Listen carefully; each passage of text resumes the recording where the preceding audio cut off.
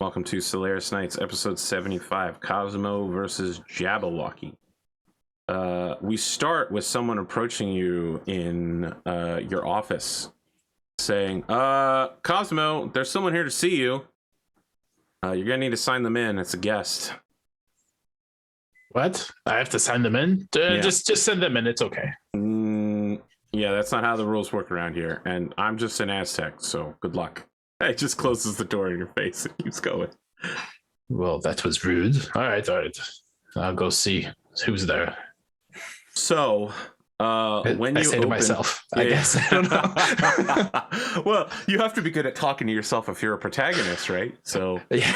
you open the door, and we get that thing where the light levels are different, right? So it takes your eyes a moment to adjust, and you see a shadowy figure who steps in. They are wearing a fedora and a large overcoat over a black suit and tie. They've got on leather gloves and nice dress shoes.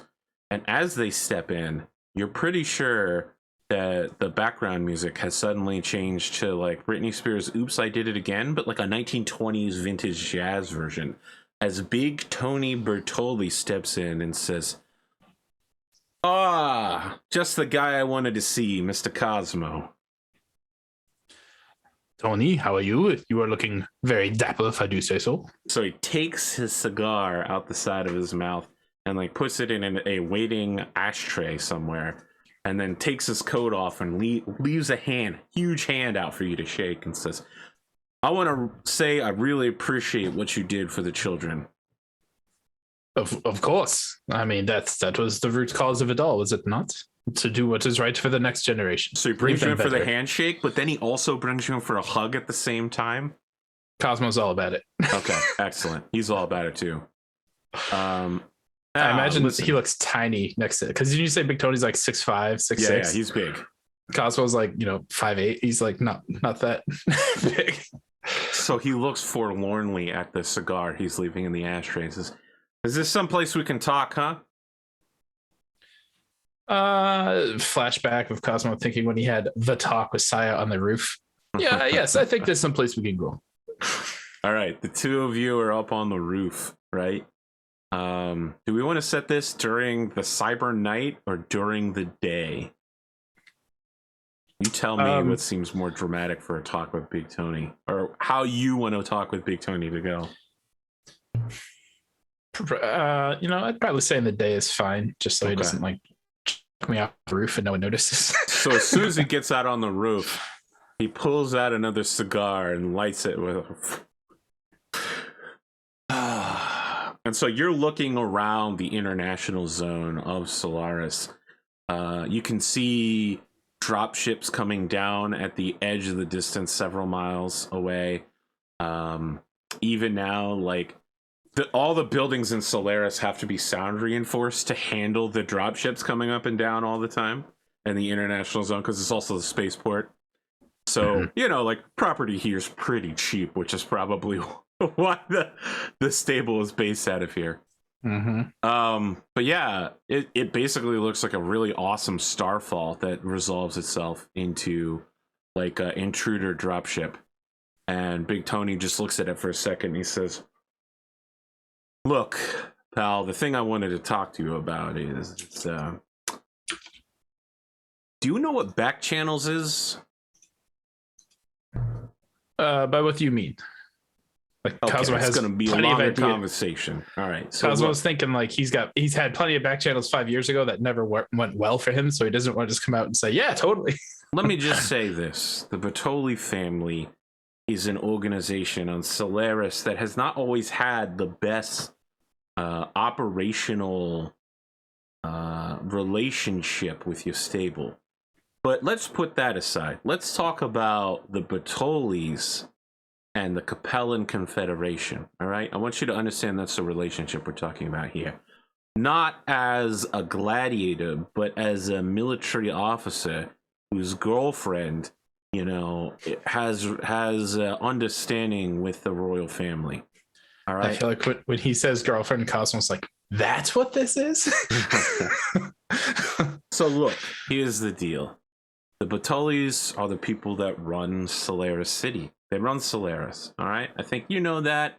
I think I know that. I think all of Solaris knows that. But people who aren't on Solaris might not understand this concept. And the Lyran Alliance is not the Federated Commonwealth. It's not even the Lyran Commonwealth. All right. I know that the Lyrans and the Capellans may have had some past beef, but you know, it's a new age. I stand with Katrina, etc., etc. All of the memes making their way on Twitter. The Batolis have always been sensitive to the winds of political change in order to stay one step ahead of the influence. You may notice that there's no longer like street killings around here, and we don't have to like, you know, people anymore. You know, infiltrate mech warrior stables, right? We've legitimized our businesses here, more or less, legally speaking. So I have no issues with the Lyran Commonwealth. I've had it's the Lyran Alliance. Alliance. I'm sorry, you're right. Yeah. You're right. That was so what I'm saying is the Lyran Alliance has no issues with the Capellan Confederation, and the Batoli family has no issues with the Capellan Confederation either. And we are, how shall I put this, open for business. And Father Marty wanted me to make clear to you through your contacts that, you know, the Supreme Chancellor is welcome to set up businesses here, and we would be willing to help provide access for that. That is most interesting. I see how that transitive property works. You with the Lyran Alliance. Yes, it all makes sense to me now. You smoke? What? Of course. All right. So he pulls out another cigar and he lights it using the end of his cigar and hands it to you.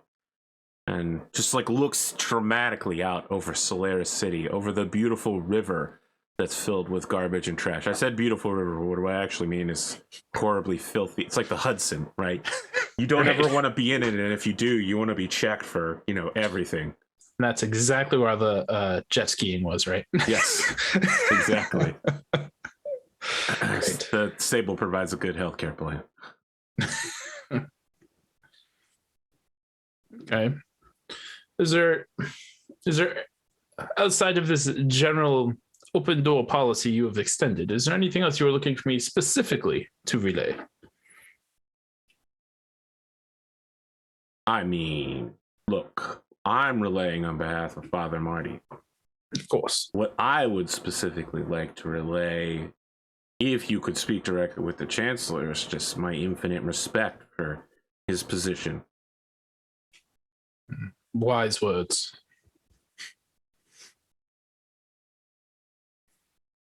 Look, I think I got a card game once a week. You know, little Italian place, basically a hole in the wall with a balcony over the river. You know, I'd be excited if you were to join us. You know, get a little Italian in you. How high are the stakes? I mean, look, sometimes we play for money, but, you know, if you have to ask, you can't afford it. That kind of deal. I'm in. Cosmo's immediately like, if when he said it's not always for money, he was like, it doesn't sound like my thing. But then the latter part, if you have to ask, yeah, I'm in without a doubt. That's how we got to Solaris in the first place. All right, look, let's exchange numbers. I'll text you. And as he says this, he lets out a huge breath of smoke. Like, of course, it's December here on Solaris, so that smoke is also got like the mist of yeah much bigger yes, much bigger cloud than you're expecting. Yep. I feel like Cosmo would believe it or not, Big Tony is one of the people I did want to go seek out before. Wow, amazing. So let's get the other 6. Go ahead. So you know, Tony, I do have one other thing I was hoping you might be able to help me out with. Sure.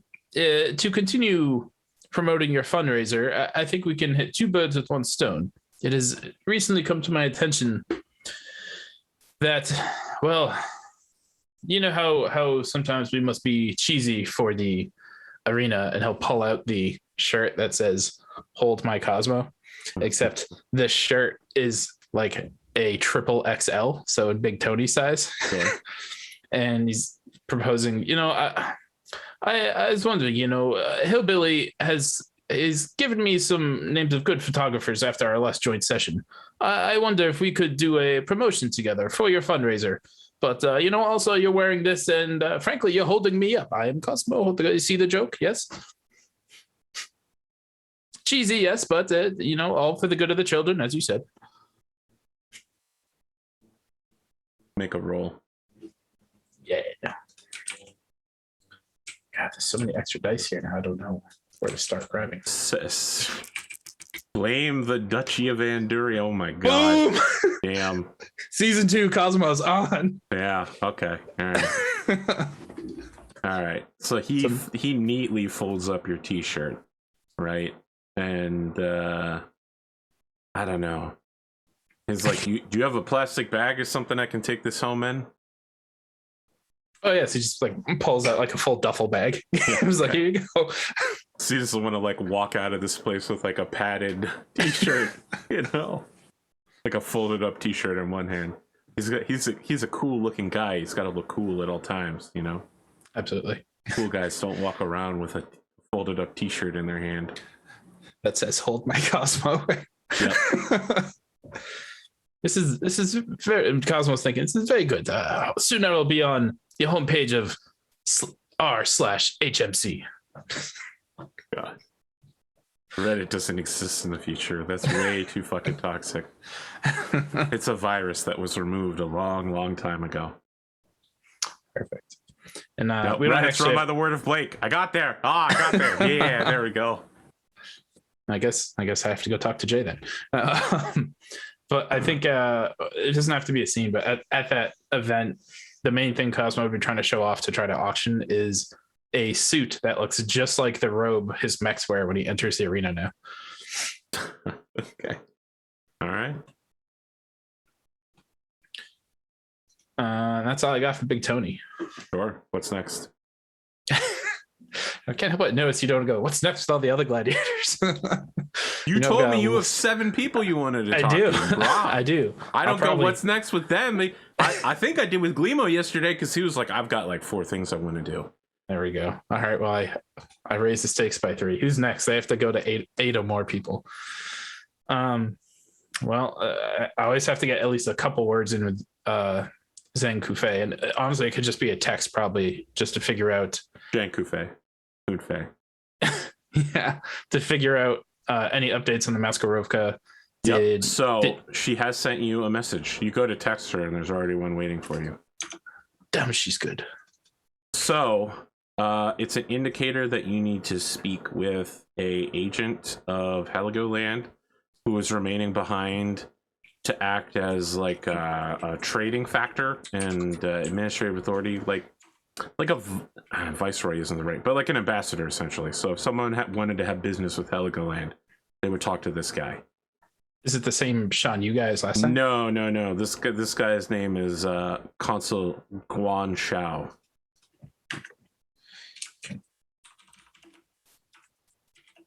Consul is his title.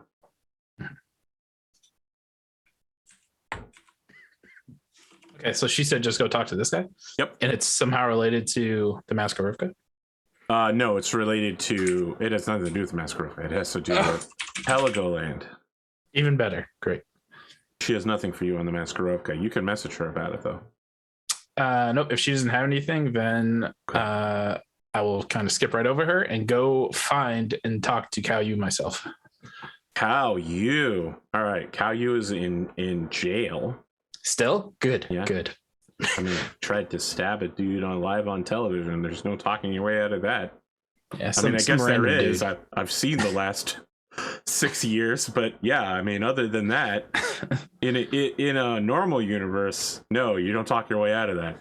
It's not like he held a PPC above someone's head and threatened him and didn't fire. Yeah, well, or actually, he did fire, but he missed. Seth got punished for that. Remember, he actually did get punished for that severely. I forgot he actually fired. It makes less sense when I remember that he fired. And he just missed because horrible clan accuracy. But yeah. Okay, that was. I mean, Sure. That can be your takeaway from that. That Cosmo is sticking to that. I want Alright, to see but yeah. Cosmo versus Seth now. He's got a light mech, doesn't he? Oh no, he's got a medium mech. I would love to see your Firestarter versus his Stooping Hawk. Stupid. Oh, that'd be tough. Two Especially ERPPCs with the targeting computer, I think. versus Thunder LRMs. Okay. You can make that Hawk stoop to avoid the LRMs. That's all I'm saying. That's true. That's true. I think I would just have to ram him or something. But yeah, I'll go if he's still in prison. I'll visit the prison. Jail. Prison, Okay. prison would require him to have been federally indicted on a trial or something. Okay. He's awaiting trial. I mean, you don't visit people in jail, right? Like jail, unless you're his attorney, there's no way they're going to let you through the door. I'll fake being his attorney. Wow. Incredible. Please roll. Roll 2d6 plus nothing. Well, that went about as expected. 7. All right. You will have. Sure, you don't want to add anything because I have a +1 to everything else now. Oh, I'm sure I don't want to add anything to this. Look, the thing is, you're going to have a conversation with an officer who's basically just at some point going to be like, look, I know you're not an attorney. I can clearly see that you're Cosmo. And he pulls out like Cosmo, you know, like not Rookie of the Year, but like Action figure. Yeah. Like a Cosmo trading card, essentially. Perfect. I can give you a few minutes with them, but no touching, and you can't tell anyone you were here, okay? A few minutes. That's just all I need. And Right. I feel like because He he's takes doing a this, kitchen timer clock, sets it to 5 minutes, and puts it on his desk and says, "Oh my, I've lost my keys. I wonder where they went," as he uses his elbow to push the interrogation room key off of his desk. I will pick up the key, and while picking up the key, drop. I don't know what a right amount was. A couple hundred C-bills. Okay. You're actually going to pay him. All right. Well, this is now. And then proactively, This is now a he crime can do because it, you have bribed a police officer. I will turn the timer more myself, just to see what he does. All right. I mean, this is a thick bill wad and a couple $100. I honestly don't need more than a couple minutes. I'm just having fun with the officer. All right. Yeah. I mean, he does nothing when you set it to 10 minutes. Okay. So then I'll grab the key and quickly move back. All right. Cao Yu is, handcuffed to the desk when you walk in, and when you come in, he immediately starts cursing in Chinese. It's basically saying that your family was raised by pigs, and only a pig could have gotten its stink into here in these circumstances. I assume it's much more intimidating in the original Chinese and insulting as well. I'll probably wait I don't know, a minute, and then when he runs out of insults, be like, all right, he won't run out of insults, man. He just keeps going. Yeah, he's a hard dude. Cao Yu is a legit intelligence officer / gangster. He will sit here all day and talk shit with you. You're gonna have to stop him at some point. All right. I guess after a minute, because I only wanted to use like 2 or 3. I came in here to offer you a job and an easy way out, but if this is how you will be, I guess it's not worth it. What do you want? Well, first, what do you want? You came after me. You have my attention. I do not believe. I do not believe you are truly still with the Maskarovka, and I do not believe that they are after me. Believe what you want to believe. I'll be out of here soon enough. I could make your life very difficult, such that you can no longer compete in the gladiatorial He looks combat. at you like you're a moron and says, "You don't have any political power. You're the dog of a porcelain doll." I am starting to think I wasted my time coming here, but I was going to offer you a job. Doing what? Well, something I think you would be quite good at. Kicking the snot out of officers who are too lazy. Are you offering him the political officer position? the position that Mei Park needed to clean up the house guard. You want him to be your political officer from the Maskarovka to ensure unit. But she didn't say political. She just said ex Maskarovka or something like that to shape up the units and scare them. Yes, it's a political officer. It's to scare the shit out of people into doing their job because a commissar is looking over their shoulder and will execute them. Yeah, sure, why not? All right, yeah, you listen. Before you had his disgust, but now you have his attention. He says, "Oh, you want me to work with you to keep your garbage in line?" I'm trying to pave a way so that us, my side, your side, Maskarovka, are on the same page. I do not know why we are enemies. I think we should be working together. What's the pay like? What do you want the pay to be like? I really have no concept if Cosmo has any pull for money here, so he's just going to talk out of his ass. Look, you listen. Here's the thing: you have a lance of mechs, right? Actually, yeah. I think we discussed that you had like a whole company of mechs. Is that right? I thought it was 4 mechs and then a shitload of infantry. Okay, yeah. So look, a mech is millions of C-bills, and maintaining them costs hundreds of thousands of C-bills. Maintaining an infantryman is like $30,000, right? So you can get a lot of infantry for the cost of 1 mech. What I'm saying is personnel cost much, much less than war machines. So when this guy names a figure in the 200,000 range, it's doable, and it's a lot of money for him. If you think it's worth it, you have the budget. It does mean, not hiring basically another like fire team. The fire team with the lazy bums that don't do anything. Lazy, but I mean, conceivably, if this is, well, first off, it's not that they don't do anything, right? Like you have Mei Park who does her job, right? Yeah. But what she needs is someone to scare them even more. Her authority is kind of compromised because you're you. Yeah. So she needs a dog to unleash upon them who's truly terrifying and Maskarovka. Is that not what this guy would be? Like, he feels perfect. That's what I'm saying. Exactly. Yeah, okay. Like, look, he's a force multiplier. If you pay for him and he does his job correctly, he will raise the effectiveness of your unit by a lot. Like, they'll start taking their job seriously. They won't think, this is a cushy side job I'm taking from a ridiculous noble who's paying way too much money for me. And they'll go to, we're a real, fucking military unit that's going to take Heligoland back one day. Perfect. I think that's the entire conversation I want to convey. The only thing I would add is he gets 1 strike and he still defers to me. 1 strike? What does that mean? Like, if I find out like he's betraying me somehow, he's out immediately. All right. Look, he just flat out tells you, he's like, look, for this kind of money, I'm not going to betray you in the way that you think, but I need you to know I do answer to the Maskarovka. When I join your unit, it won't be as part of some play that I'm undertaking. I actually am a member of the Maskarovka, and I will use my status as an officer and agent to get your unit working correctly. We would love to get a foot in the door here. Then I think we can mutually benefit from this arrangement. All right. Now you have to get me out of jail. I will see what I can do as fast as I can. Fine. I feel like the kitchen timer is probably going. Well, your kitchen timer just hit 5 minutes and 30 seconds, but sure. Okay. Then I think that's all Cosmo wanted. No pleasantries, no goodbyes or anything. Just feels like he got what he wanted. Now he's leaving.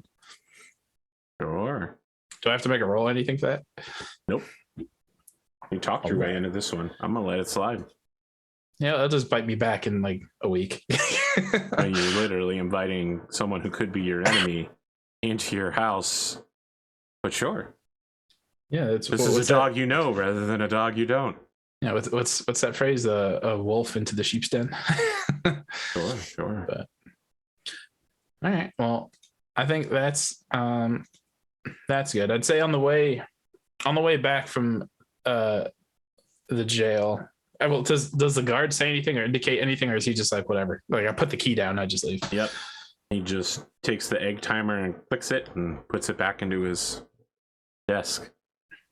Okay. I think maybe he leaves the card out with a pen, but doesn't say anything. The trading card. I'll sign it. I don't want this guy reporting me for this. I mean, at this point, now that it's already done, the one who's going to get in trouble is him. But yeah, maybe I'll use a plot point and say I had tickets in my pocket for the next match, and I'll slide him under the. Look, you don't need a plot point to do that. You can provide him with tickets to your next match. All right, sure. He looks excited. He's just like, yeah, I'm looking forward to you fucking Jabberwocky up. You guys got a big mouth. Hell yes. Okay. All right. I think on the way back, where is Saya holed up now? I know she took all the shit and left, but to where? She has a embassy, which is basically a Clan Jade Falcon dropship that's parked out in the ambassadorial part of the spaceport. That's right. You said still in the international zone. I would want to come visit her? Yeah, real quick. All right.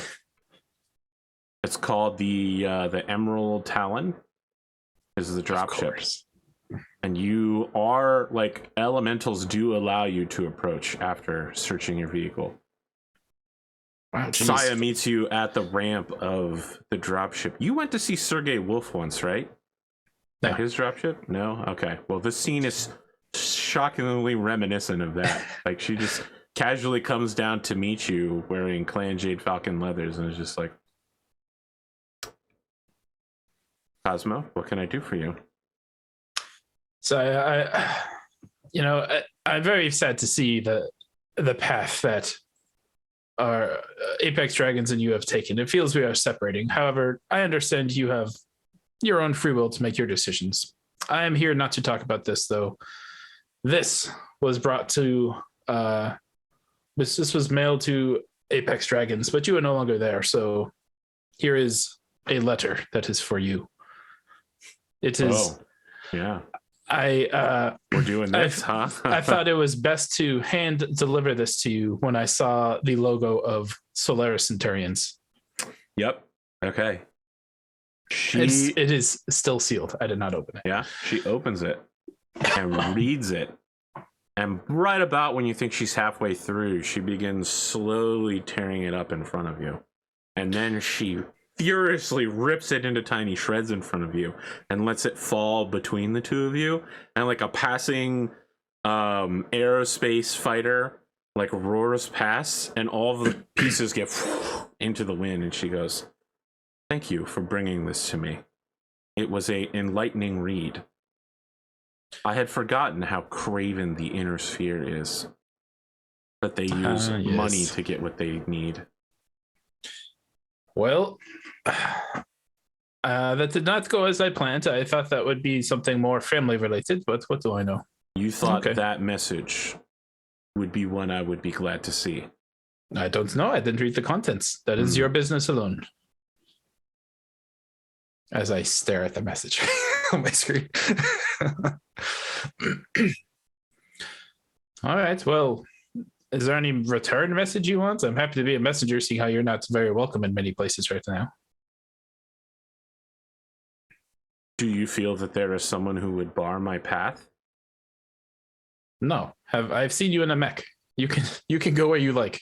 If I have a message to deliver on behalf of Clan Jade Falcon, they will receive it. Okay. Cosmo's kind of like, this act is the same. All right. I appreciate you coming here, Cosmo. Out of all the gladiators, I feel we have the strongest connection. That is ironic, is it not? I feel like we started on opposite extremes, but we respect each. It has always been. Please don't tell me about the Drakina. You could tell she was about to talk about the Drakina. I think we have come to learn to respect each other. Besides, it sounds like we have a new class of recruits we have to take care of now. So you are old and wise enough to take care of yourself, and I trust you. The newest generation of interns is an embarrassment. Oh, so you've met them. They're hardly worth mentioning. All right. Well, I will strive to prove you wrong with at least one of them. Yeah, I've already seen what you're going to do to that one. He says nothing at that. No, sorry, that was me. I was saying that, not Saya. Because you told me that Casper's number one rule is no talking to Saya. Yes. That's why when you said it was coming from Saya, I was like, wow, that hits home. No, that was from me. Okay. Well, then I guess we have nothing else to discuss. Good luck in your next race. Although I don't think you need it. Mm-hmm. She basically sees you off at this point, like watches you leave. Okay. There is an intensity to her hawkish stare, as if she's looking at the end of everything.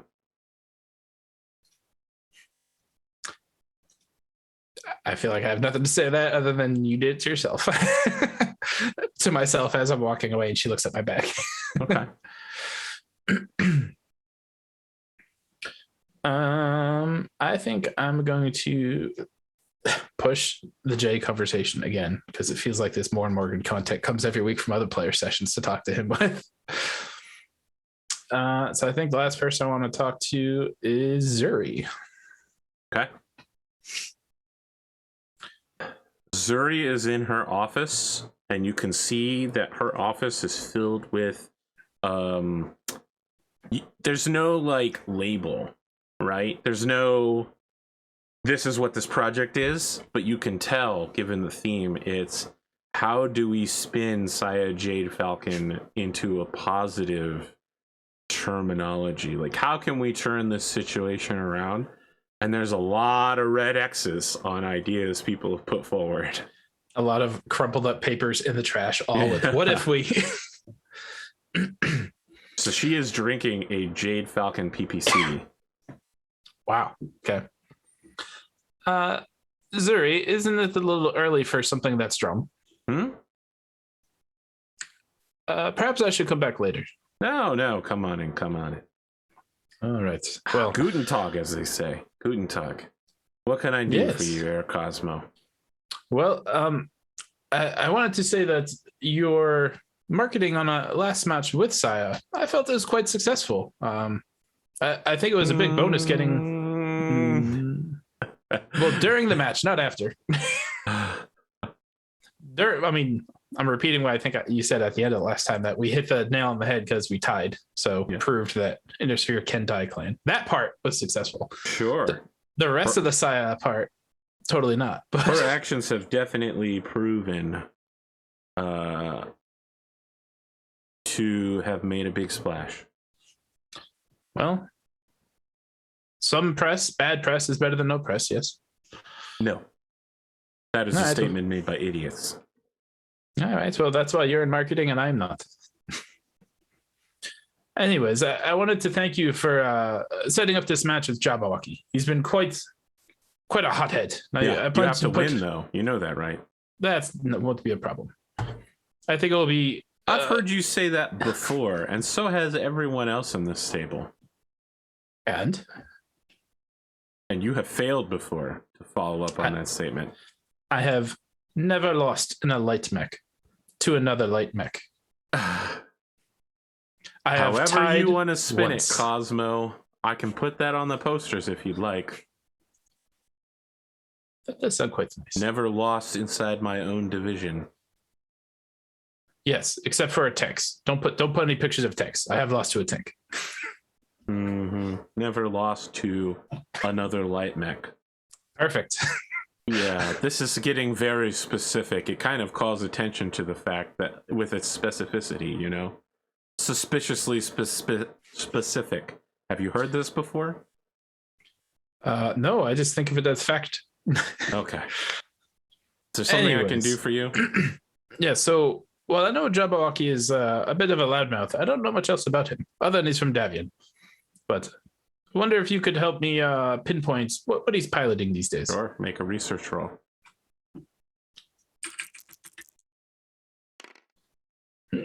9. Research is which one? Let's see. Tell me you get a +1 to everything. I realized entertainment is 0, so hopefully it's not Research that one. is instinct. Then yeah, I get a 10. Okay. Your opponent is Jabberwocky, no known real name, a Davion pilot. You may ask 2 questions. They are an independent mech warrior who represents themselves. And their current rank is rank 58. What am I? I thought I was 63. So 64, I think. 64. Well, what is he piloting these days? Sure. He is, I'll just go ahead and reveal the mech for you.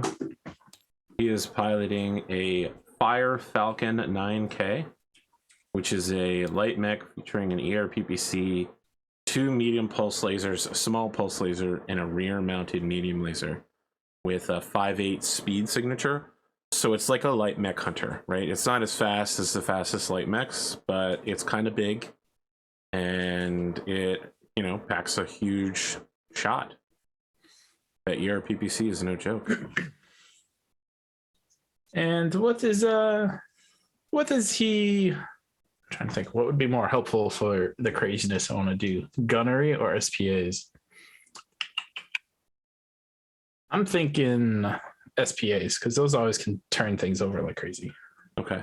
His SPAs are Sniper, Of course, and Range Master. That's the one where you switch to, right? Yep.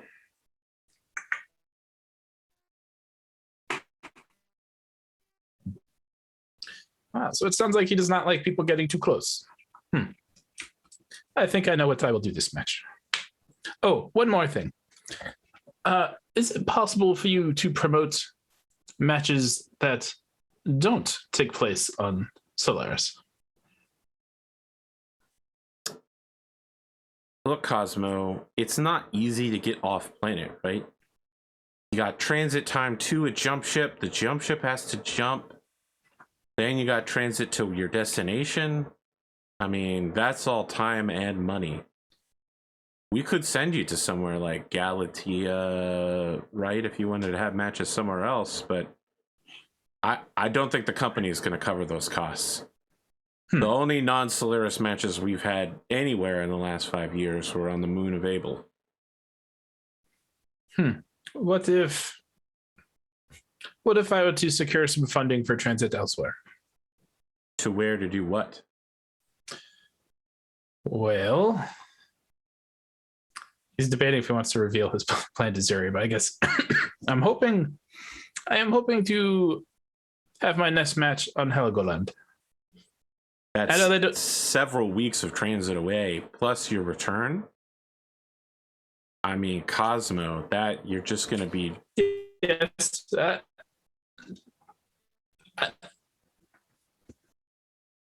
You're totally lagged out right now, Dynamis.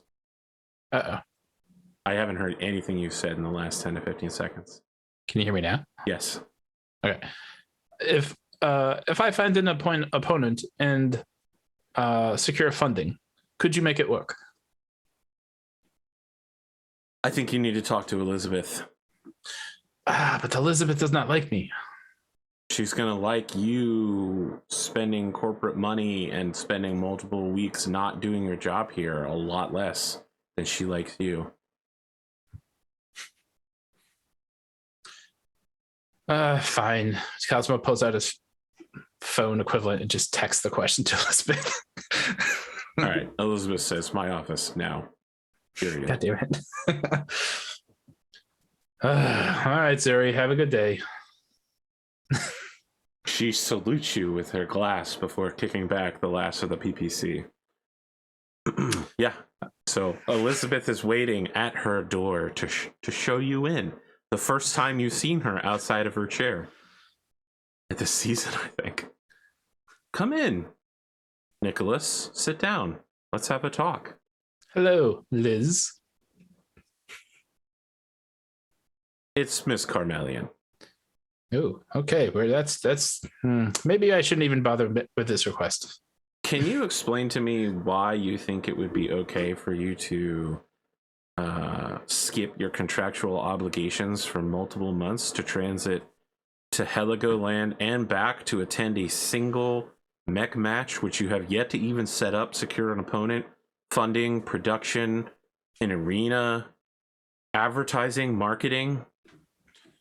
Well, I admit, Elizabeth, it's a little self-serving for reasons you can clearly probably figure out.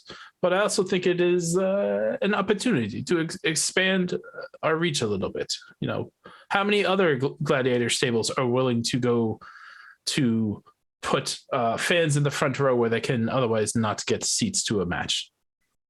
I'm just thinking it is an opportunity, no? She's dying. She's dying when you're basically just like, yeah, they could watch the match directly from Heligoland, the armpit of the inner sphere. Does she say that out loud? No, but it's on her face. Well, I see this was a waste of time. Look, Cosmo, I don't think it's a waste of time. You just gotta explain to me why you're going to take a path with 11 jumps. Did you just calculate that? I've been calculating it the whole time. She says, look, that's 3 months there and 3 months back. That's half of a year of you not working. You understand that, right?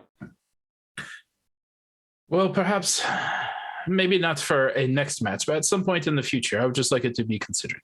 That is all. I mean, if you want to take a vacation sometime, go ahead. I see.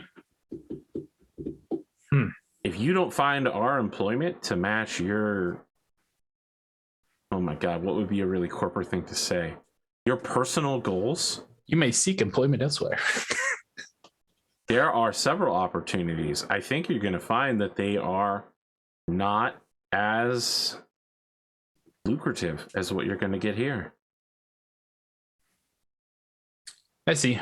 What you say makes sense. I've done so much for the stable. I guess I was just looking for the stable to do something for me. I am willing to work with you here, Cosmo, but 6 months is a long time. Could you perhaps counter with someplace in between? What is the point of going there? What is the point of not going there? What is the point of not going there? What is the point of going halfway? Right? What is even the point of going there to have this match? Explain it to me in a way I can understand. Well, what can you do there that you can't do here? I can cater to the fans in Heligoland. I cannot do that anywhere but Heligoland. I think the fans are getting your matches as well as they can. It's not the same, Elizabeth. You know, Miss Carmillion.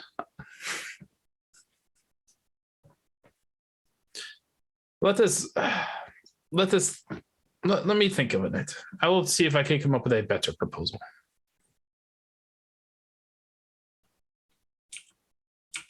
Truth be told, I had no idea how far away it was. I just knew it was let me not ask close. you a question. It seems like you've been pushing this Heligoland thing for a while. I know that you and Ms. Kun-Fei have a strong connection to that planet. Yes. I can try to run some things by some of our investors and sponsors to see if they'd be willing to push things there. But that is a very volatile political situation, Cosmo. By the time you could even arrive there, the leadership of the planet could have changed. It has changed in the last 3 months. Yes, it is now independent. I was thinking this would be a nice, frankly, congratulations on your independence. I think you can do that just as well from in the arena as in person without risking your whole career or your life. I guess you really wouldn't like who I was thinking of bringing with me then. Who are you thinking of bringing with you? Saya? Oh, gosh, no. God, no. The Queen Wasp. You want to take...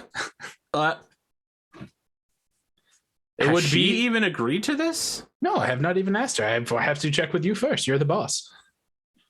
In his head, he's like, even though I just asked Zuri first. All right. She's literally just like, there are so many parts of this that you need before you can even begin to do this. If you can come up with a comprehensive plan and buy-in and funding, I'll agree to it. If you miss any part of that, the answer is no. Funding. I don't think that's buying. unreasonable at all. I don't either. That's why I asked. That's great. Get out of my office.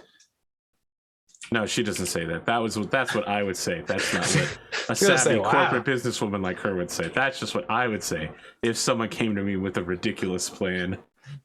I mean, is that not par for the course with Cosmo? Listen, Please, Elizabeth is a better businesswoman than I am. Okay, she's a much more reasonable person. I will let you get on to your next match or next meeting. I apologize for wasting your time. He'll excuse himself.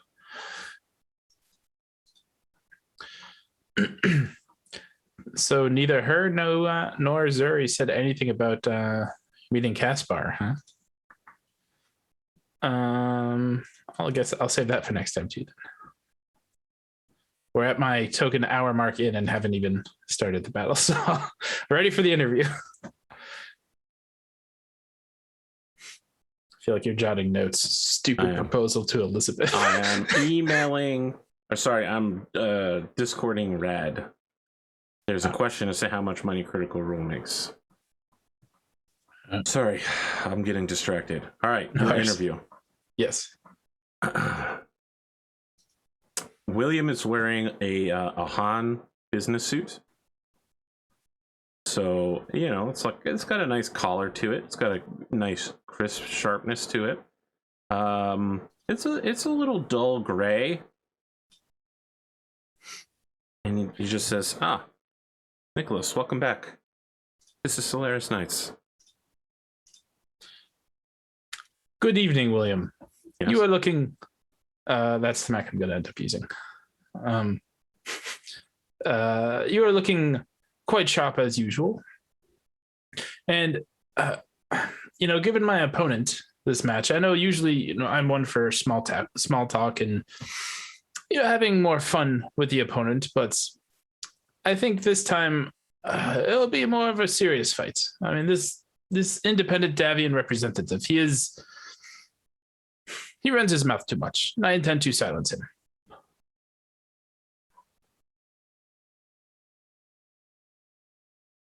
Cosmo, let's break down several parts of that. First off, this is part of your continued campaign against Davian forces, correct? Of course. Let's talk about, was that a guarantee of victory? Oh, William, have I ever not guaranteed victory? You know by now. Well, the thing is, the public can only trust someone who guarantees victory if they actually do win all their matches, Nicholas. What is with everyone questioning me here? All right. I am Cosmo, an interviewer. Guarantee victory. Yes, I understand that you're guaranteeing victory. I'm just asking you why people should believe you. Well, I think my record speaks for itself. I have never lost in a light mech to another light mech. He can't say that with it. He's saying that with a straight face. I'm not. My analysts tell me that is true. Surprisingly. There's a blip with a tank. Is taking place on a Wednesday instead of a Tuesday. You are right. I have forgotten about this. This is the most important statistics we have. Speaking of, we're actually shutting down the Solaris Loy Masters. No one has any time to watch all of the shows and then do the calculations anymore. So it's unfortunate. They served us well for season 1, though. I salute them. I mean, that is kind of understandable because that seems like an incredibly difficult ask to keep all the time. Look, Cosmo. What makes you think that you can specifically beat Jabberwocky, a mech warrior who's been waiting for some time for you to arrive so that he specifically can slay you? Slay me. Did he use those words? Yep, slay. Snicker snack, I believe, was the words he used. Foolishness. This is why he needs to be put in his place. I think he said the same thing about you. Well, I have done my research. I know what he brings to the table.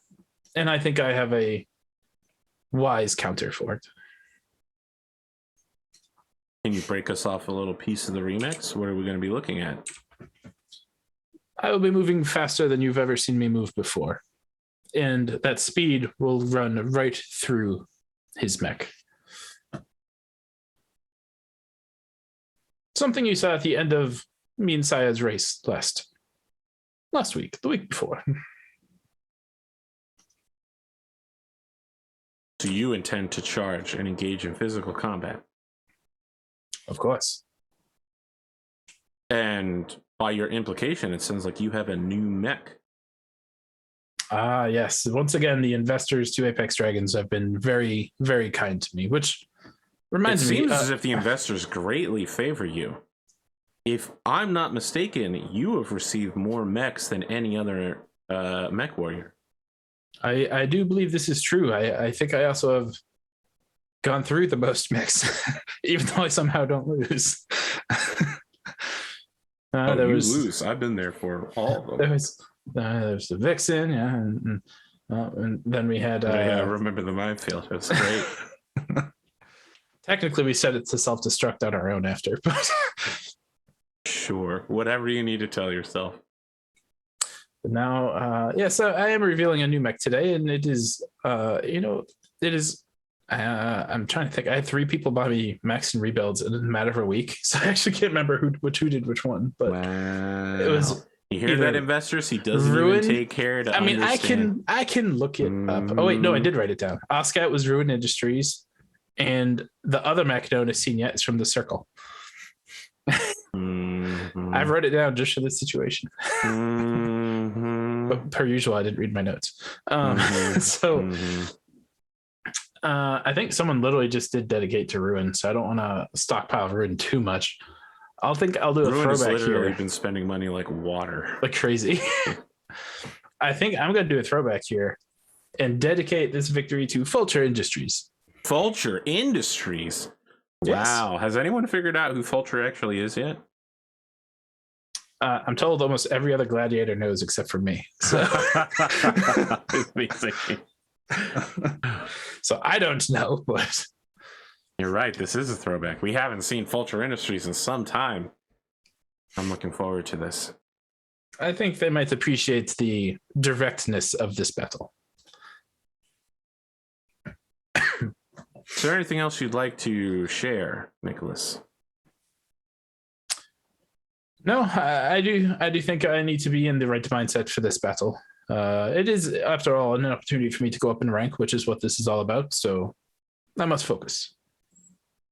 I don't mean to ambush you with a question at the last second, but I have to ask.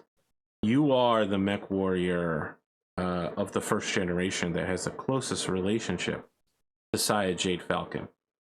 What can you tell me about what's going on there? Obviously, we heard from Hunter McGregor a shocking condemnation of her actions.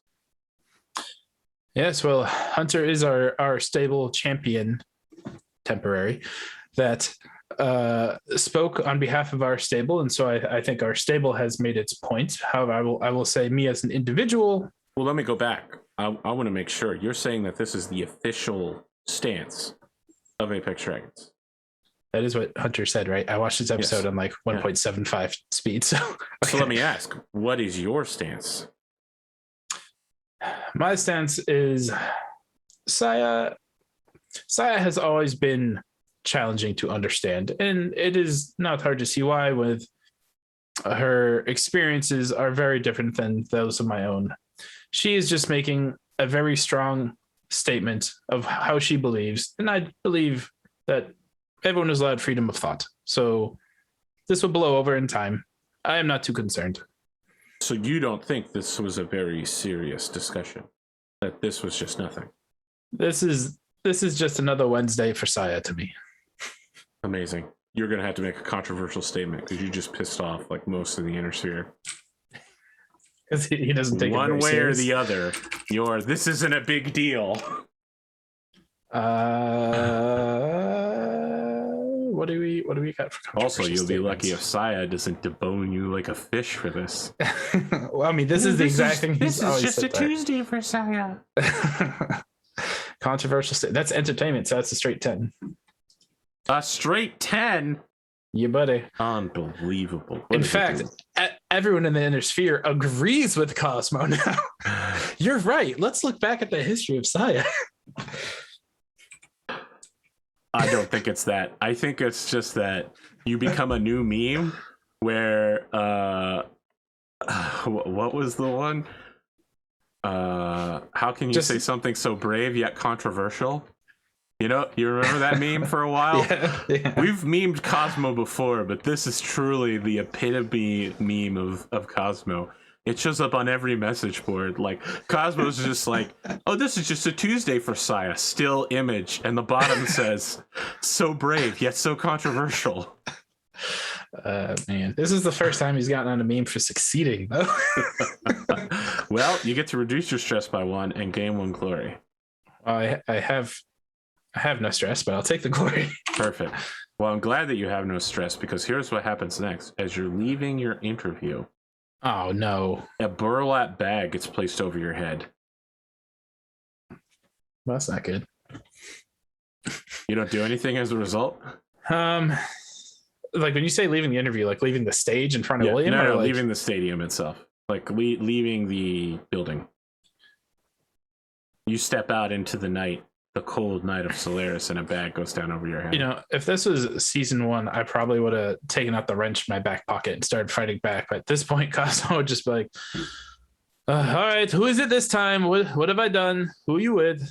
You get deposited into a vehicle of some sort, and you hear the clinking of ice being placed into the glass. And a voice says, we're not here to answer any questions, Mr. Sokolov. No, they say, Mr. Sokolov. We're just taking you to where you need to go. It's Sokolov. Okay, fine. Of course, brother Sokolov. What? I don't have any brothers. All right. So the bag gets removed from your head about 10 minutes later, and the person across from you hands you a whiskey sour on the rocks. Now, why couldn't you have just handed me this drink and not put a bag? Whatever. Just we can't give me let the you drink. know the location of our secret headquarters. Are you with the circle? He opens the door outside, which leads to the circle's headquarters. You're receiving a lap of luxury from the circle, which means that until the 21st, the first point of stress in a match is reduced by 1 for you. This is like replacing yeah, it's replacing hotel. The upgraded barracks or whatever. Very nice. Yep. So here I was thinking you were about to give me stress. You are invited to a mini mech tournament, which is tiny robotic replicas of real battle mechs. It's Robot Wars. Awesome. Can you gamble and bet on the matches? Yes, you can. 100% there. The person who set this up already posted, Cosmo will get to tinker with his own mech before matches, make bets, and drink drinks. But man, they got you fucking pegged, bro. Cosmo, they literally long shotted you from 2 miles out. It's like they put bacon in the oven and Cosmo came running from 100 miles away. All right, so you are allowed to use a mini Centurion to battle in the battles here. If you would like to participate. Huh? Absolutely. It's a Centurion that only gets up to your knees. And I get to customize it? Yeah. Beforehand? Yeah. We don't need to go into specifics. You just, battle with other people in the mech arena. In the mini mech arena, at the end of this, Brother Krupp, who you've met before, puts a hand on your shoulder and says, Brother Sokolo, we have noticed our fellow investor, the artist known as Ice Dust, has not been seen in public for quite a while. This worries us. We fear the stable and the investors are being targeted by outside forces once again. Last time it almost ended the stable. Will you look into this for us? Ice Dust. Yes. I remember his paintings. He kept putting Hunter McGregor on the cover of his works. I don't understand that. But yeah, I will. No, it was Asator on the cover. Asator got turned into an urban man. First was Asator, then then Hunter. Hunter McGregor was the bad guy. Yeah, don't worry. I have every issue. And hey, I appreciate you getting the draw versus Saya. I bet huge that you would get a perfect draw with her. Made you took my money. 19-1 winnings. It was great. Well, I'm glad someone won. I lost big. I thought I was going to win, but I always think I'm going to win. Don't bet on your own matches. It's stupid. A little late for that. Yes, for this I know. week. Yeah. As you head home, you are about to go to sleep. Now, do you stay at the barracks or do you have a private residence? You do have a private residence, right? Like some place Jean Kun Fei has set aside for you. Am I wrong feel about like this? She's opened. You said she's opened up her place for me to stay there if I chose. You have like your own suite of rooms there. I Outside think, of that place, there is someone waiting for you with a cybernetic leg and a cybernetic arm, just like standing at something close to military attention. have I seen this person before? Slash, has Hunter told me who this person is? Like, I, the player, know, but I think Hunter told you. okay. Oh, you must. Now I have to scroll up to make sure I get his name right. You must be Casper. That's right, sir. Casper Stahl. Casper Stahl. Yes. He holds out his metallic arm for you to shake. I will absolutely shake it without hesitation. Okay. It's a pleasure to meet you. How did you find me? I asked where I could find you, sir. They I see. sent me in here. All right. I had to walk. Oh, that won't do. That won't do at all. And I'll just like get a car. I'm sorry. I can't use that conveyance, sir. Why not? I have a medical condition called dyschicophobia. I have a fear of being in a civilian vehicle. I prefer military transports. Well, look at you. I'm a major. And I put up my other hand. And I imagine like something like a Hummer comes up. What will this do? He takes a deep sigh of relief that lets you know that he was feeling intense panic of like being made to get into a taxi cab. And he says, do not worry. Sir, when can we, intern? I don't really know how this is going to go. Well, tell you what, today, let me get through my match, and you have front row seats, of course, and then we will speak after. I'm very interested to learn what your goals are, what it is you would like to learn from this internship. But my opponent today, I feel I must focus on him first. Would this be okay with you? Understood. I'll remain on standby. You seem very robotic. You can loosen up around me, Have a good time. Laugh. Smile. You know how to smile? We'll work on that. Oh, don't smile. Understood. Okay, we will work on this whole having fun thing. He gets into the back of the Hummer. I guess as we're riding over to the barracks, I'd ask like some just basic questions just to understand like where he's from, what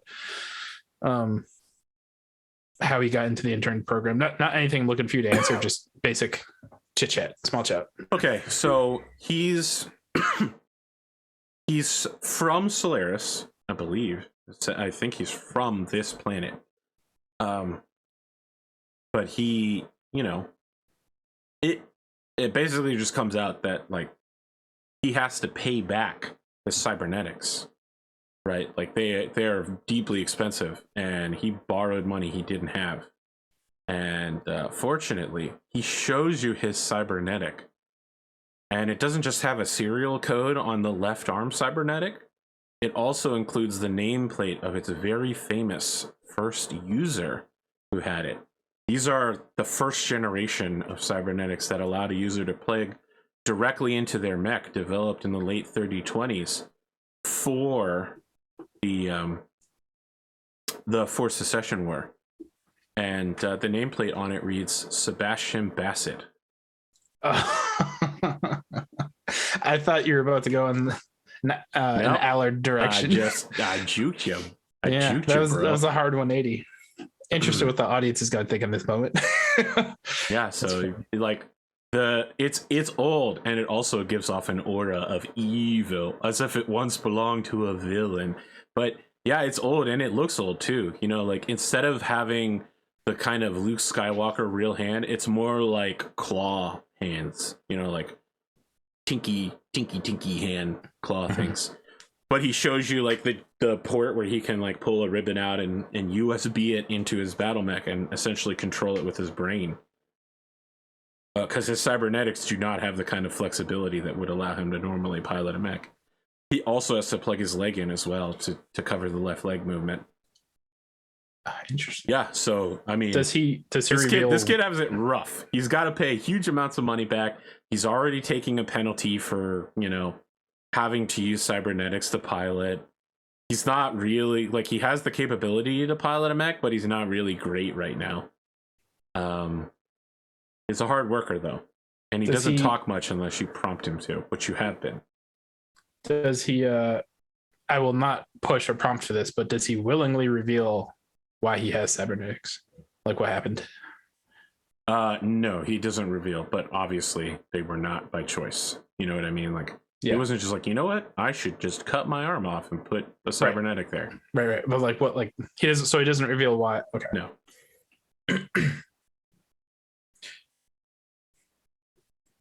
And just so the audience knows that I wasn't trying to be insensitive there, the word of Blake soon will literally just be like, you know what? Cybernetics are better than human parts. We should chop all of our warriors up and replace them with cybernetics. Then we'll stuff them in mech cockpits that are essentially coffins and plug them in, because that's superior human technology. Shit, we don't know anyone like that. Oh, wait. Battletech cyberware is so fucking weird. It's either the worst or the best. Those are the only two options. Yeah. Well, Casper, I think we must have a deeper discussion soon. I'm very interested to learn more about you, and by all means, you may ask whatever it is you wish to know about me. Heck, the whole media world knows about me, so might as well tell you what the truth is if you have any other questions. I don't, sir. I just wanted to say that I'm glad to be here, and I really appreciate the people who allowed me to get here. Did he say who that is? Yes, specifically? He was hired by THICC, Thick. That's right. Grab a thick one. Well, now I know who made him. Yeah. Excellent. Well, yes, Queen. Yes. Casper, I think there's a lot to that I can teach you and that you can teach me, and so I look forward to working together. Now, during the match, perhaps you can have a bigger role in matches going forward. But given the quickness of this match and just meeting each other, I got you front row seats. You know, whatever you like, you have. I'll be in the mech bay after to help prepare your mech, sir. I am a skilled technician. Ah, man after my own taste. Very good. I've seen your series, sir. You mostly don't make any mistakes. Cosmo's thinking of like, have I made mistakes and he's fucking with me because I just met this guy, or does he actually think I'm good? Look, I want to tell you, who's that guy? Is his name Aldous Brown on the Food Network? Can't say I watched the Food All Network. right, so there's this guy who's basically been doing, you know, like cooking videos for like 20 years, right? Yeah. And he's very famous for it. And during COVID, he was like, I'm going to go do a review of my old videos. And during them, he's like, this is me. This is me being stupid. This is not why this baking process occurs. I will now explain to you how it actually works. And then he's like, yep, this was pretty tasteless of me to say. Here's how it actually works. Like, this is what I would do nowadays. So yeah, like, it's not that you've done anything wrong for your point of view. It's just that he's younger than you and knows newer techniques. Yeah. So you're saying that this guy on the Cooking Network is like when Grim Dark James goes back and reviews his own videos from beforehand. Grim Dark James doesn't make mistakes. How dare you, sir? I got James on mistake once in Warhammer. He was like, okay, I'll let that happen. And I'm like, what do you mean you'll let that happen? That's exactly how this power works. You can use it on anybody in the area. He was like, oh, I was actually right. It's like, I was just testing you out there. It's a With one technicality. stratagem, one time for Imperial Guard, I think. Oh boy. That was it. That's how many times I got James. Now let's talk about how many times he got me. No, wait. We actually have to finish the match today. I was gonna say the fight hasn't even started, and seeing how my whole strategy requires getting across the entire map. All right. So Jabberwocky arrives on the field first. I want to show the audience the Falcon Hawk because this thing looks weird. It has a very small head. Its head is micro tiny compared to the rest of its body, but it is actually a pretty sharp looking mech. Otherwise, it's from like the early 2000s era of artwork, I would say. Looking at it, you know, definitely post Clan Invasion. Still got those Davian-esque arms, you know, all the Davian mechs that just end with gun arms. I was gonna say it kind of looks like a little bit of a Vindicator right arm with an Enforcer left arm. I mean, have you even heard of a Falcon Hawk before? Right? Like, this is a super rare mech despite being very affordable. He shows up with, like, mech is kneeling, gun hands are in prayer, and in extremely conversant French, which I cannot do, he basically swears before God and all the gathered audience across the inner sphere that he will slay the foul, monstrous Capellan Confederation opponent who would dare to demean, besmirch, and otherwise dishonor the great knights of Davian who have assembled in this holy place to engage in honorable combat, something he does not expect a filthy Capellian rat to be able to understand. Using his tricks and his LRMs and his mines and his physical attacks, that he knows nothing of engaging in true mid-range, you know, mech combat. The true mech combat is solved with autocannons and with PPCs, not with trickery, deceit, and barbaric physical attacks. Again, all in French. It sounds very condescending. Lucky for him, Cosmo doesn't speak any French. That's okay. They provide you with a translation in English. As soon as he probably says like deceitful Capellan, I'd flick the switch and be like, I don't want to translate. Okay. His mech stands up, and the PPC arm reaches towards the sky as a spotlight shines down upon it, and like a distinct snowfall passes over the mech. Oh, and you could tell that the snow was like being let out by a nearby helicopter specifically for this scene. You know what I mean? Yeah. And some very Joan of Arc-ish holy music plays. And he ends his little charade, his little performance to let you do your entrance. So per usual, because I like this theme I've been going in where Cosmo thinks he's like a boxer. He's coming in a mech with a big robe over it. You can't really see what the mech is. Everyone probably assumes it's Semyorka and the fire starter. I assumed it was Semyorka. As he's I don't know why there's an imp there in the jumping thing. Oh well. As he's getting closer to the arena, you see it even in the robe. He starts speeding up until suddenly he's running faster than you've probably ever seen Cosmo and a mech move, and the robe just falls off naturally, and it reveals an Oscout that has been heavily customized. That looks like it's got decorative spikes on it, except they're not decorative. They are actual spikes on the mech, on his three torsos, so left, right, center. And in his right arm is a flail.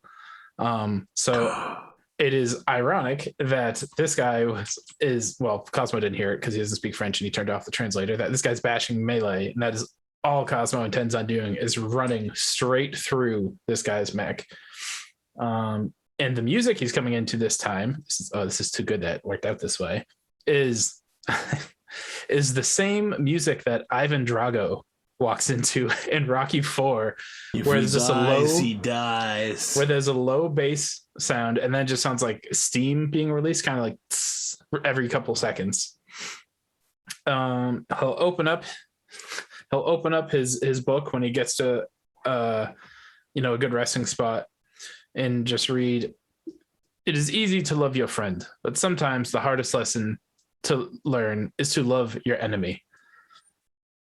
And he shuts the book and he says, "Not this time." And then he'll just say over the comms, "I must break you." And then he turns the comms off. He doesn't want to listen to his response. Wow, I must break you.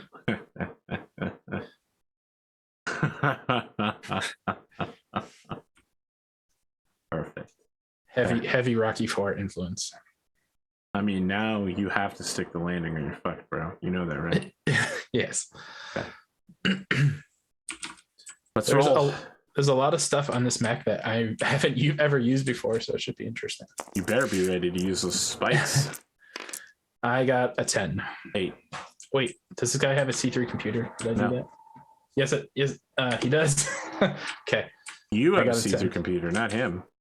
Right. I meant, me. Do I have a C3? Yeah. Yeah, because what you asked was, does this guy? Yes, I meant the mech. Yeah, sorry. Okay. You don't even know what's on your own mech? It was built like 4 weeks ago. Okay. You didn't think maybe you should know about your mech before you go? Listen, I pick my mech after I now know the opponent's mech. Okay. The whole Cosmos counter strategy. Okay, so I pick that we're gonna go the long ways. Really? I don't want you to just sit up here. I can't ram you up there. Okay, I suppose that's true.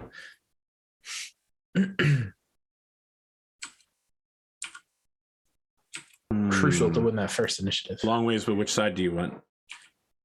Oh, could I have? Interesting. Could I have right, picked? Right? Yeah, I mean, I guess I'll pick this side over here, left, western front.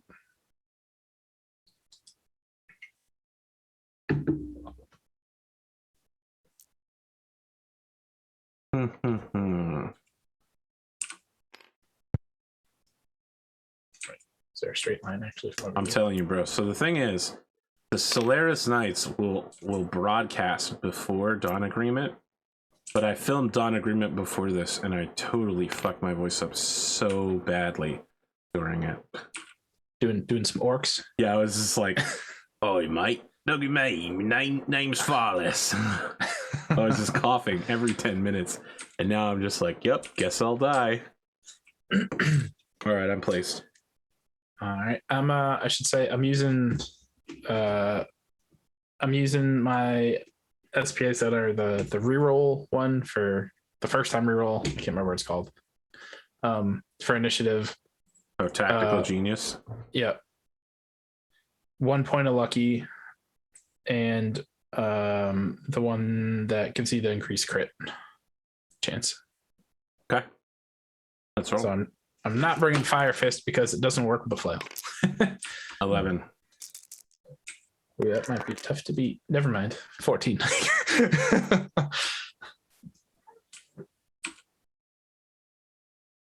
All right, he's moved. I will.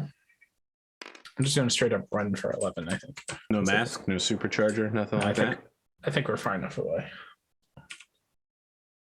6, 7, 8, 10. Yeah, 11. Wait, do mask and supercharger work together? Yes. I had to look this up for a while. 11 is +4. Oh, yeah. Okay, so you get 2.5 MP. Yes, depending There's when we get one close combination that doesn't work. I just don't remember what it is. TSM and mask don't work. I'm basing that off of in Solaris Skunk Works to the same drop down, so it's impossible to pick both.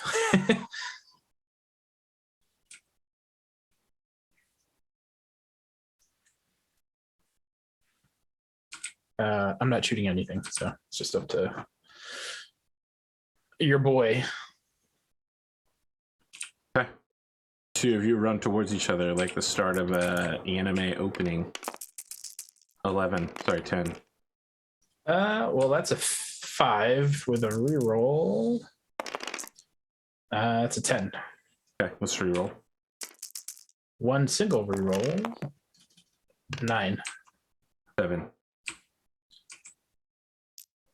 He takes one step. How does the VR thing work that Glimo got? You The said it gives a VR huge. pod? Yeah. Yes. It's extremely complicated, and I don't really feel like explaining it right now. No worries. It's like 3 paragraphs. Oh, yeah, let's not get to that. It moves the location of the cockpit. It gives you a reduction in gunnery and piloting, and gives you a +3 to initiative, etc., etc. 1, 2, 3, 4, 5, 6. You 7, definitely will not secretly go insane while using it. 8, 9, 10, 11. You're supposed to be looking this way, Chief. There you go. That's another +4.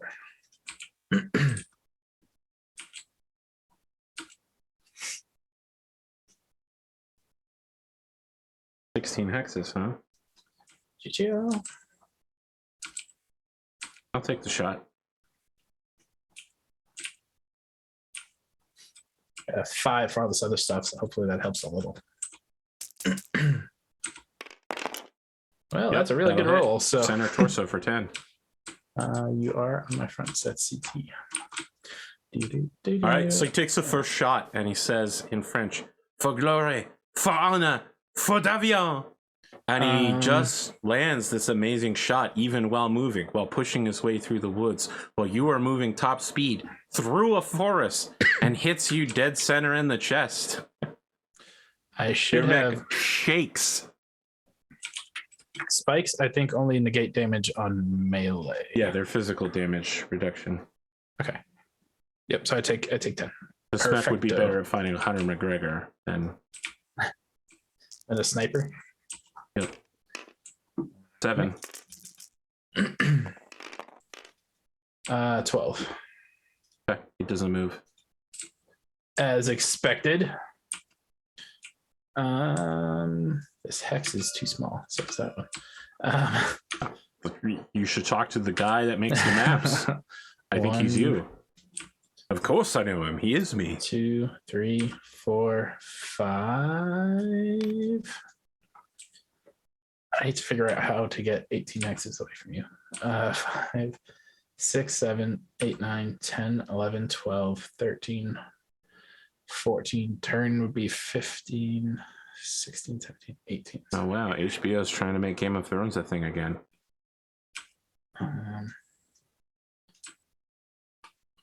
You know what I might do is 1, 2, 3, 4, 5.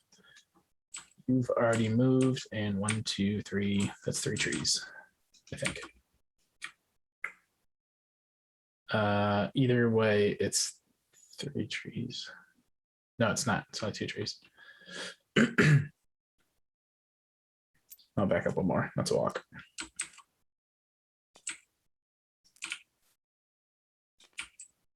I think that's 3 trees, right?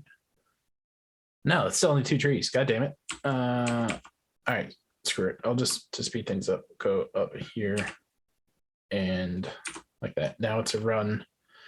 I moved 1, 2, 3, 4, 5, 6, 7 for 3. Nope, that's a 1. Your move. I'm not shooting.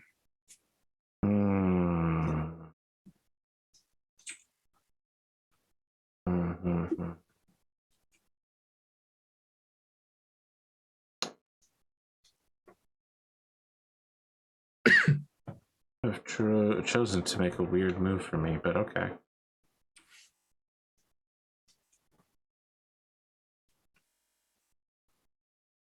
"13 hexes, and you have partial cover and a tree." And I think there's at least 1 tree. Ooh, maybe not. No, that doesn't hit this tree, huh? No, guess not. So it's okay. +5. Goes to the PPC. No miss. Go ahead. Nice. What do you got that's going to hit from 13 hexes?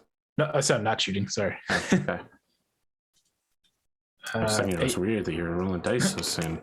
8 on my 9. first roll. Oh, man, reroll 12. Okay, it doesn't move.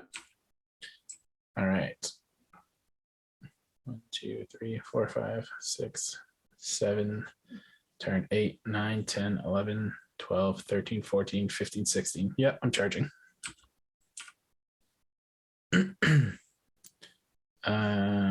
1, 2, 3. Now, when you 4, say you're 5, charging, are 6, you committing to the action 7, charge?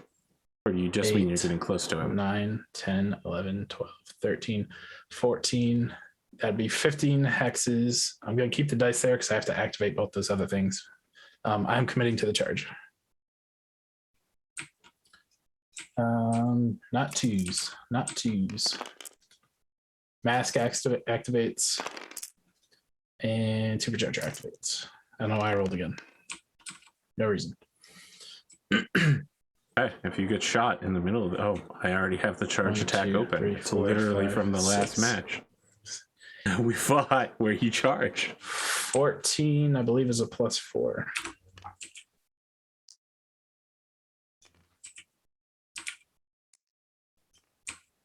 Yep, 14 is a +4.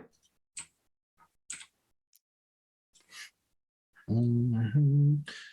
Do I get to, now that it's moot because I'm already right up in front of you? Which way did he switch around his range masters? Oh, you didn't activate it. Range master, I have to activate. I mean, you have to choose whether you're going to bring it into the match or not. He knew when he knew you were bringing a super fast mech because you literally bragged about it. He decided not to use range master because if Interesting. you get into short range, you're going to fuck up his ability to shoot you. And you literally said. I didn't know. Oh well, I guess it makes sense. We choose which SPAs. Yes, to yeah, he chose not to bring it today. I didn't know you could just turn it off. Yeah, I was like, is that a quirk? Has Jay been working on his mech too? Yeah, of course.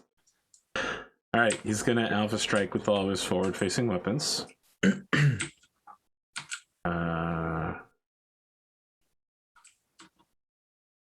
This is gonna be, I feel like, a very quick match now with this round.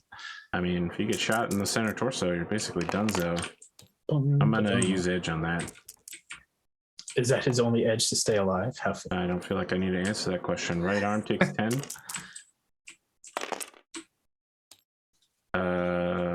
Left arm takes 6. Center torso takes 6. It's one pilot roll. Right arm takes 3. Any crits?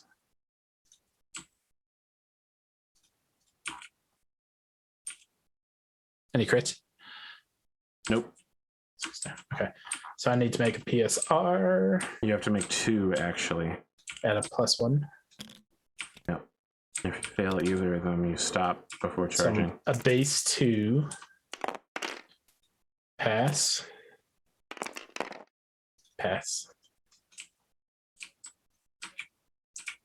For the charging unit. Okay. Charging attack must be declared during the physical attack phase. Okay. He is going to kick you or you charge him. That is successful. 3 is your right leg is going to take 1 35-ton kick. That's what, 7? Okay. I will make my so it's 1 PSR. I'm definitely gonna have to make another PSR for the charge, regardless if I hit or miss. Correct. Okay, so just noting down, I have to make 1 PSR so far. I feel like I'm gonna have to make a lot.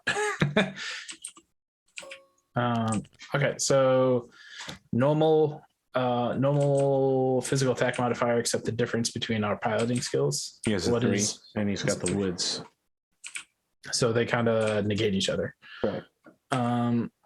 You didn't move. I ran. So base of 2, 3, 4. Modifier woods cancel. I think that's it. So I just need 4. Double once. I will burn Lucky and Edge to make sure this Davian man gets just put double under. ones over and over again. That definitely hits. Okay. I ran 15 hexes. So 15 times 3.5. What's your mech weight? 35. So 3.5 times 15. 52 points of damage. It's 3.5 times 15, right? Yep. Oh, wait. No. You round up.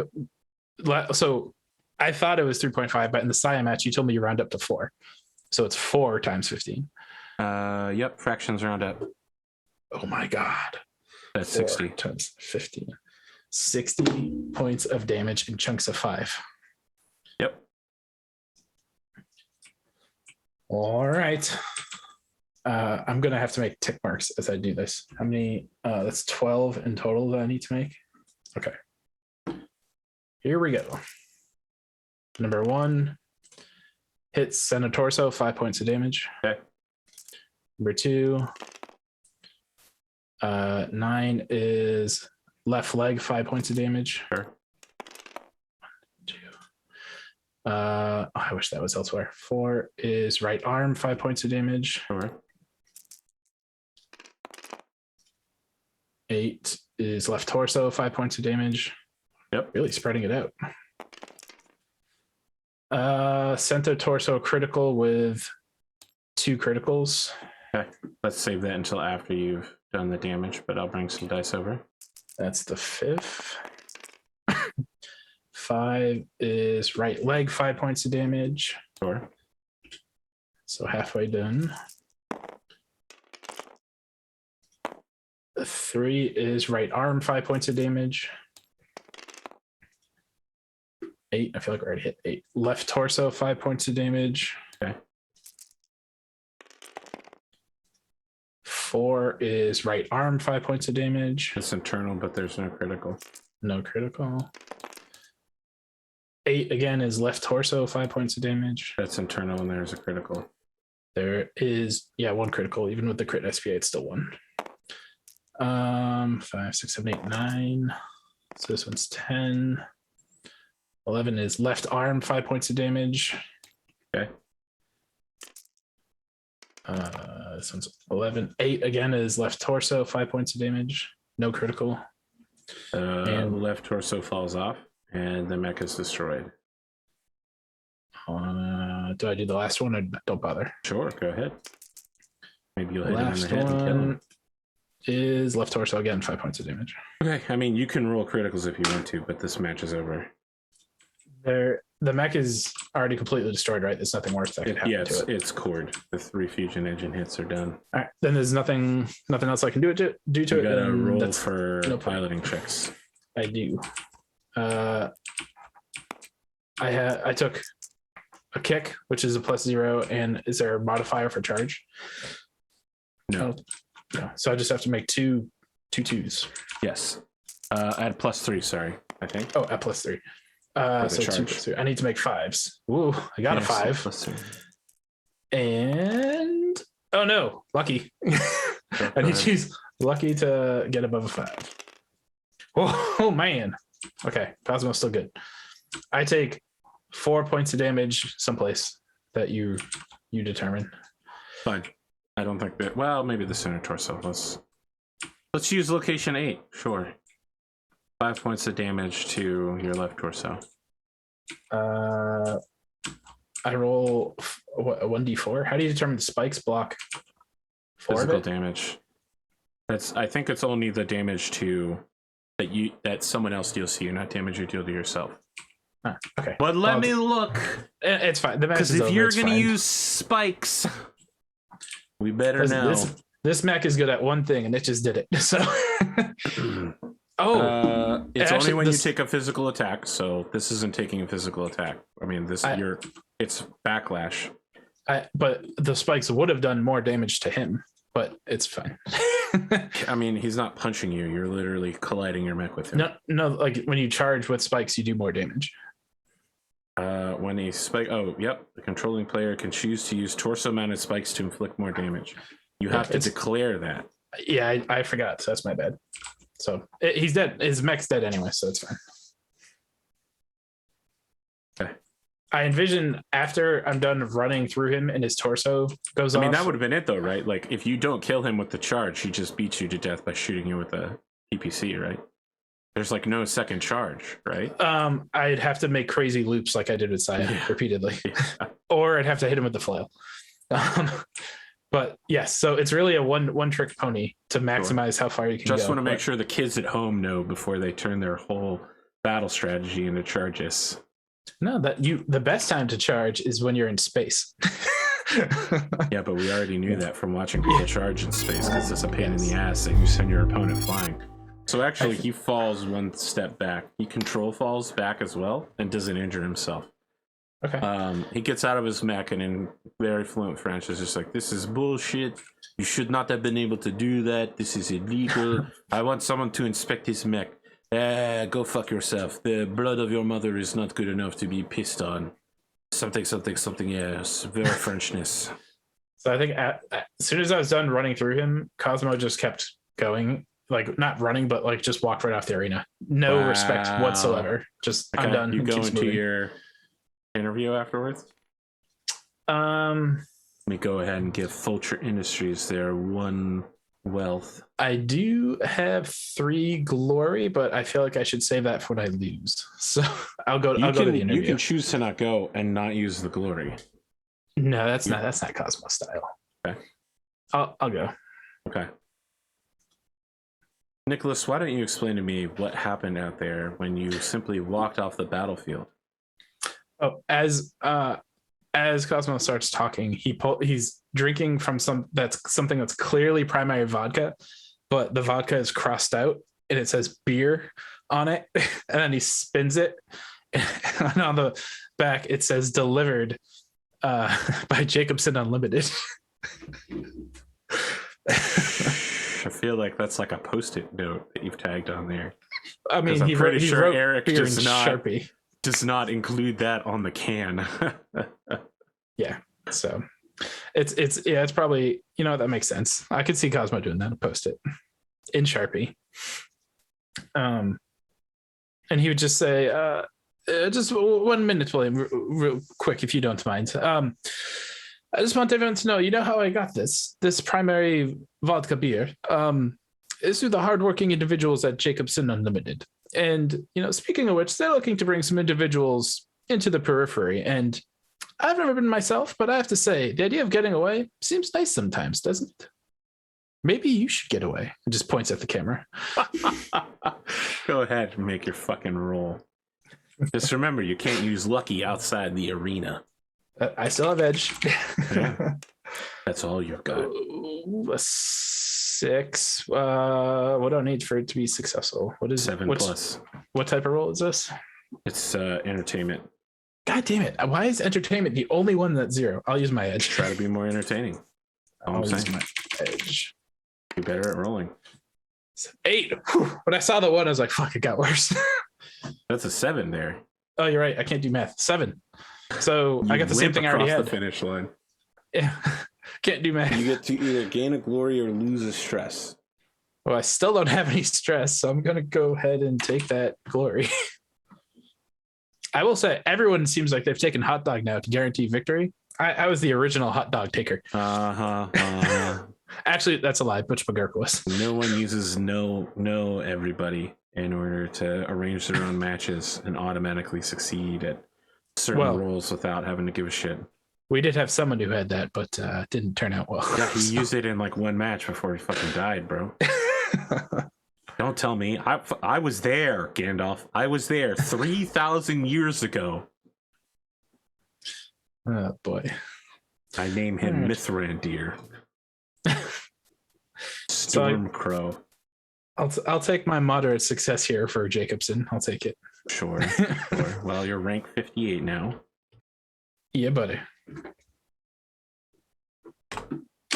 I'm sorry. You were saying, William. I rudely interrupted you. I don't have very much to add here, Cosmo. You've really set your sights lately on taking down Davians, and beyond any comments you might have about the unusual mech you've brought forward, I don't know that I have much to add.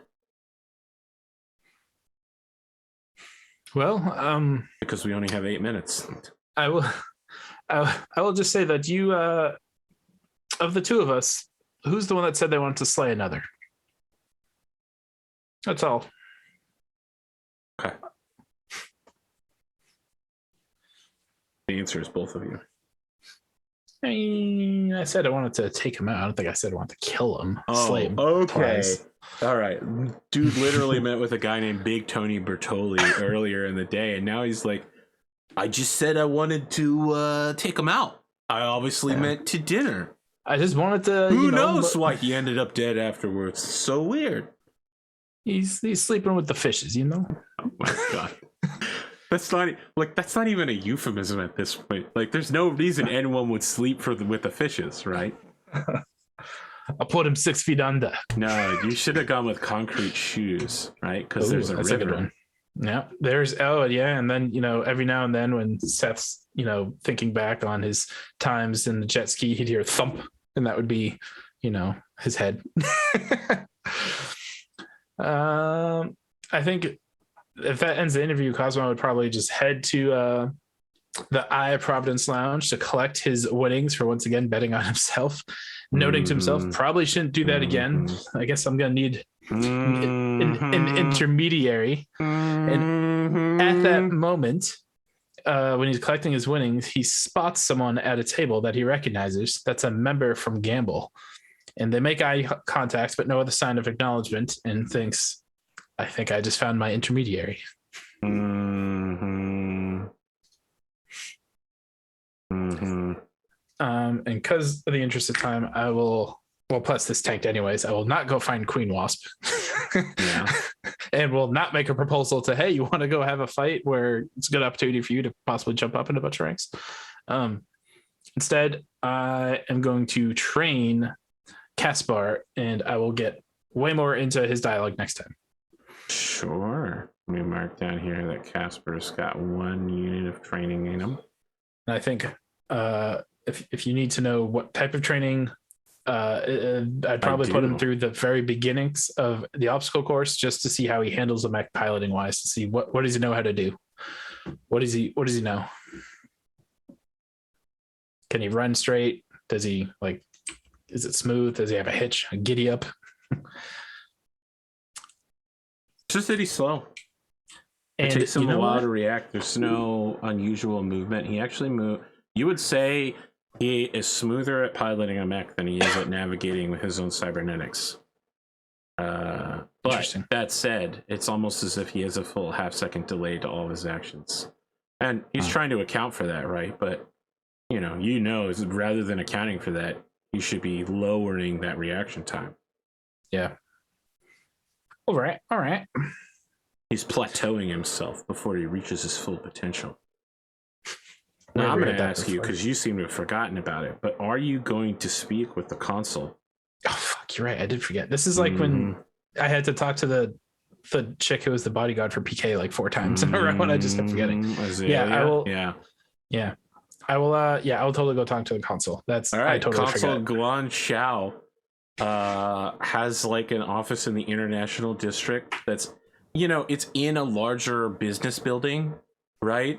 And it has official ambassadorial credentials to indicate that it is a consulate, but it's essentially like a closet being rented out of a floor of a larger law office, right? So it's like it's probably like Procter and Gamble law offices, and then also like in the corner, like also Heligoland ambassadorial service. Nice. Guan Xiao stands up to his full height, which almost touches the ceiling here in this janitorial closet that he's turned into his office, and says,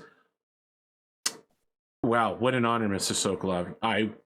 I'd been told to expect you before your match, but when you didn't show up, I honestly thought you had completely forgotten about me and were intentionally blowing me off to piss on the planet. But now that you've arrived here... And he stopped, and you can tell that this guy is so fucking pissed that you didn't show up. Well, you have please the honor. Well, I was gonna say, I'll say what I was gonna say anyways when you started. The honor is all mine, Guan Xiao. But and my apologies for arriving late. This is This is strictly a fault of, how do I say, my player. He has a terrible memory. That would seem to indicate that you also have a terrible memory, sir. Yeah, that holds water. But he goes real meta and just says our character is not some reflection of their player. You only have the capability to act and roleplay as the player does, do you not? Yes, I have tried having an intelligence 20 wizard. It is very difficult. Are these accommodations suitable? I feel like I could find you better. I think we would prefer to remain independent from your reach right now. No offense. Of course, whatever you prefer. What can I do for you? And again, I can't apologize enough that I kept you waiting. He puts a bottle on the table that says Bern Fong Michenis. And it looks like it's a honey flavored vodka that is specific to the planet Heligoland. And he pours you out essentially 2 sake glasses worth and indicates that you should both drink together. You are most kind. No, salut, and I will not drink until he does to like cheers or whatever. Oh yeah, it's like it's a little sweet, but also a little neutral. It just tastes like alcohol. Big notes of honey, maybe a little nutty as well. And he says, "This is a Heligoland drink. I thought maybe since you were trying to conquer my planet, you might want to know a little something about it before you got there." I do not believe conquer is the correct word. I'm just trying to help. Are you not assembling a military force to accomplish that exact objective, Major? Not to attack? No, not to conquer. I am happy for you that you won your independence. Had you requested aid, I thought you would request aid to escape the clutches of where you are already held. That's what the military forces were. Let's step past this. Okay. I have been instructed to offer you the hospitality of Heligoland and indicate that our people might be willing to ally ourselves with Jean Kun Fei if she were to prove herself a true Heligoland citizen. She was not born there, nor has she ever stepped foot there. But we acknowledge that she may have in her blood and in her spirit the Heligoland way. And also great power and the ear of the Chancellor. With that in mind, we might be able to offer her a position of honor in our ministerial cabinet as someone without portfolio to act as an advisor if certain conditions were met. I can tell you that nothing would make her happier. What are these conditions? What would you like me to? What would you have us do?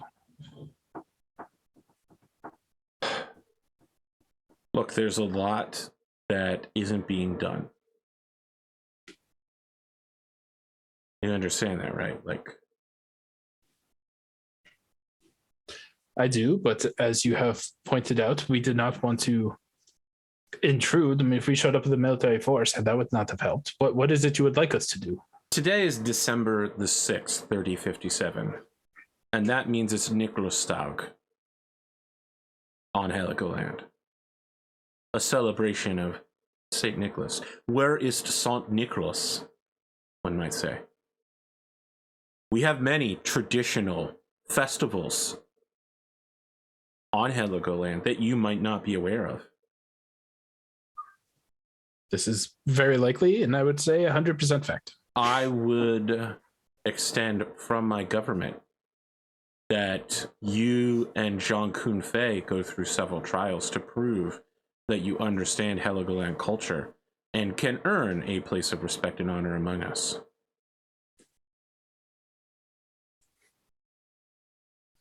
I believe we are up to the challenge. Excellent.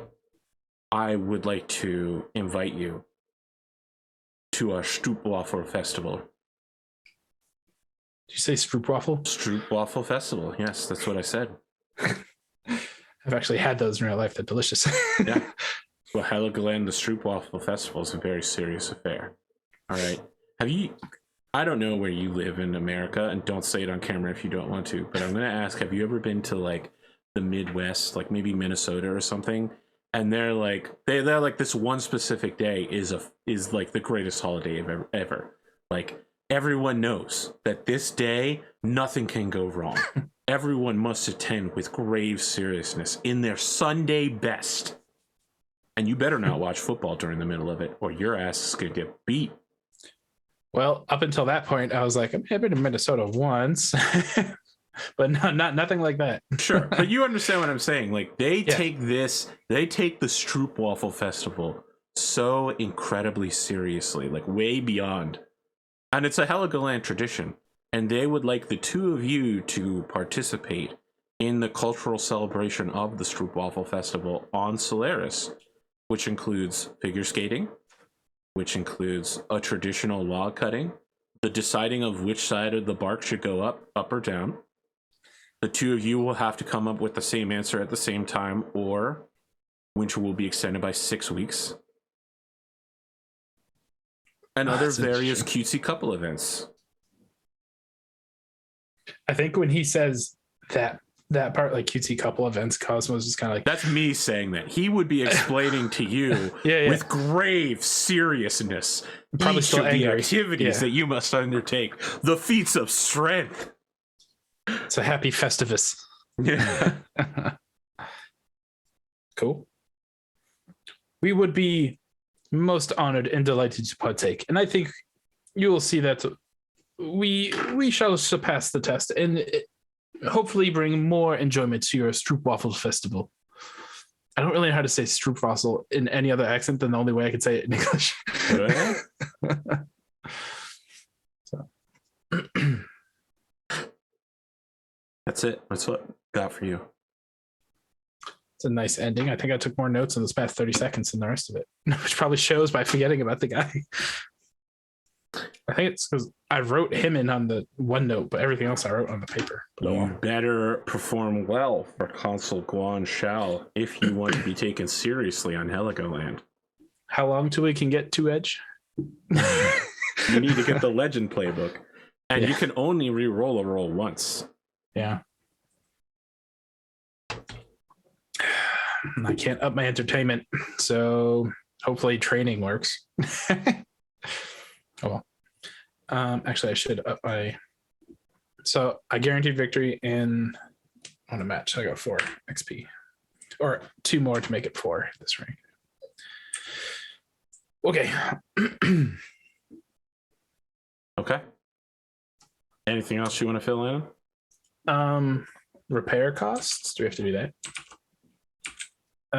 Your repair cost is 1 because it would cost 2, but you. I'm a Mech Tech. You know, I totally forgot about the quirks on this thing. It has that weird thing that Seth had, where it's either a +1 or partial cover thing. That weird quirk. I don't know what that means, but sure. It was a slate build or something crazy like that. Okay.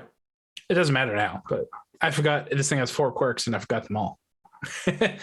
Narrow, low profile. That's it. Oh well, I'm good.